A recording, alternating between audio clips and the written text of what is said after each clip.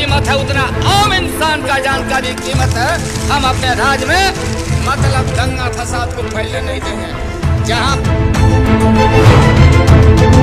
बिहार चुनाव के दौरान एक बार फिर से हम बिहार की एक और सियासी कहानी लेकर हाजिर हैं।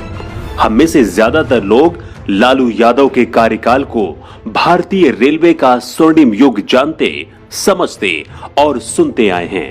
लेकिन क्या आप जानते हैं कि लालू यादव ने बड़ी ही चतुराई दिखाते हुए सिर्फ बिहार और बिहारियों के बीच खुद को नीतीश कुमार से बड़ा साबित करने के लिए रेलवे के आंकड़ों में हेरफेर किया था और फिर भारत और दुनिया भर में खूब वाहवाही लूटी थी। लालू यादव ने इसे कैसे कर दिखाया और कैसे फिर वो पकड़े गए, पूरी कहानी चलिए विस्तार से आपको सुनाते हैं। 2004 केंद्र में पहली बार 5 वर्ष तक सरकार चलाने में सफल रही भारतीय जनता पार्टी को 2004 के चुनाव में जबरदस्त झटका लगा था। भाजपा के शाइनिंग इंडिया और फील गुड के प्रचार को जनता ने नकार दिया था। 6 साल के वनवास के बाद एक बार फिर से कांग्रेस सत्ता में आई और फिर डॉक्टर मनमोहन सिंह भारत के 14वें प्रधानमंत्री बने। 2004 में कांग्रेस पार्टी के नेतृत्व में यूपीए की गठबंधन वाली सरकार बनी थी। लालू प्रसाद यादव की पार्टी आरजेडी अपने 21 सांसदों के साथ यूपीए में कांग्रेस के बाद दूसरी सबसे बड़ी पार्टी थी। ज्यादा सांसद होने की वजह से आरजेडी अध्यक्ष लालू प्रसाद यादव का राजनीतिक कद भी कांग्रेस में बड़ा हो गया था। यानी कि लालू कांग्रेस की सरकार में जो भी पद चाहते उन्हें मिल सकता था। लेकिन उन्होंने कई बड़े मंत्रालयों को छोड़कर सिर्फ रेल मंत्रालय ही चुना। लालू यादव रेल मंत्री ही क्यों बनना चाहते थे, इसका कारण भी बिहार की राजनीति से जुड़ा है। दरअसल बिहार में अगले साल यानी कि 2005 में विधानसभा चुनाव होने वाला था और लालू यादव के 2 सबसे बड़े प्रतिद्वंदी नीतीश कुमार और रामविलास पासवान रेल मंत्री रह चुके थे। रामविलास पासवान एचडी देवगौड़ा और इंद्र कुमार गुजराल के संयुक्त मोर्चा सरकार में 1996 और 1998 के बीच रेल मंत्री रह चुके थे। 1998 में भाजपा की सरकार बनी तो नीतीश कुमार को अटल बिहारी वाजपेयी सरकार में 2 बार रेल मंत्री बनाया गया। 2004 के लोकसभा चुनाव में जब भाजपा की हार हुई तो उस समय नीतीश कुमार ही देश के रेल मंत्री थे।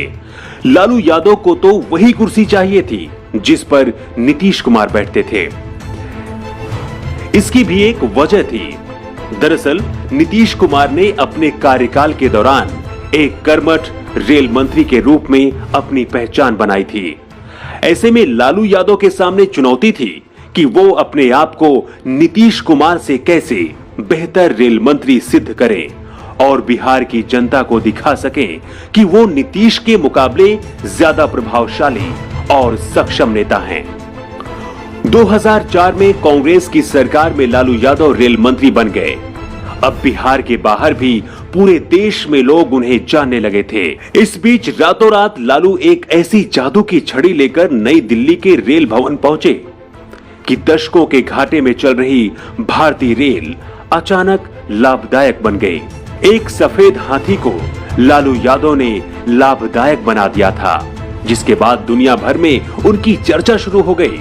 पश्चिमी देशों के बड़े बड़े मैनेजमेंट स्कूलों से उन्हें निमंत्रण मिलने लगे कि लालू यादव वहां पर जाएं और उन्हें समझाएं इस सफलता का राज। लेकिन कई सालों के बाद यह पता चला कि लालू यादव ने चतुराई दिखाते हुए आंकड़ों से खेला था, यानी कि भारतीय रेलवे की स्थिति में कोई खास परिवर्तन नहीं हुआ था। लेकिन नीतीश कुमार से खुद को ज्यादा काबिल बताने के लिए एक झूठ को सच साबित करके लालू यादव ने दिखा दिया था। साल 2009 में जब देश में कांग्रेस की दूसरी बार सरकार बनी तो ममता बनर्जी को कांग्रेस सरकार में रेलवे मिनिस्टर बनाया गया। रेलवे मंत्री बनने के कुछ दिन बाद ही ममता बनर्जी ने संसद में दावा किया था कि 2004-2005 से 2008-9 के दौरान जब आरजेडी प्रमुख लालू यादव रेल मंत्री थे तब रेलवे का प्रदर्शन आमतौर पर बहुत अच्छा नहीं था। ममता बनर्जी ने जब इस रिपोर्ट को संसद में रखा था, उस वक्त लालू यादव भी संसद में मौजूद थे।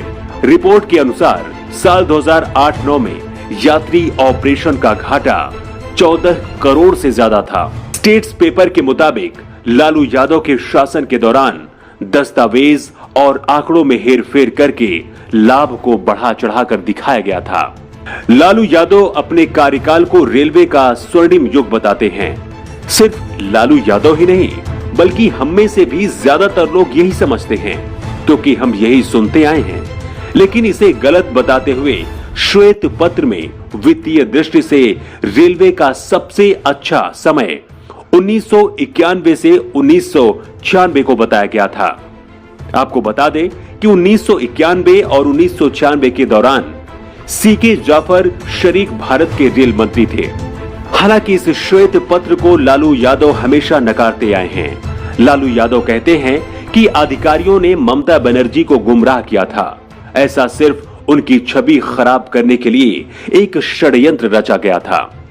तो आज की कहानी में बस इतना ही। जल्द ही एक और सियासी कहानी लेकर लौटेंगे। लेकिन आज की सियासी कहानी आपको कैसी लगी, हमें कमेंट बॉक्स में जरूर बताएं। साथ ही आप अपने सुझाव भी दे सकते हैं।